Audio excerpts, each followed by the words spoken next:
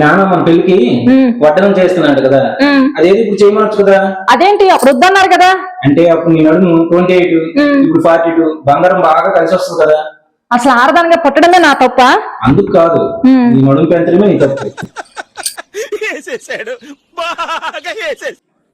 ఓయ్ ఏం చెప్పు. వైఫై ఎలా ఆన్ చేయాలి చెప్పవా? సెట్టింగ్స్ లోకి వెళ్ళు. వెళ్ళాను. పైన చూడు. ఫ్యాన్ ఉంది.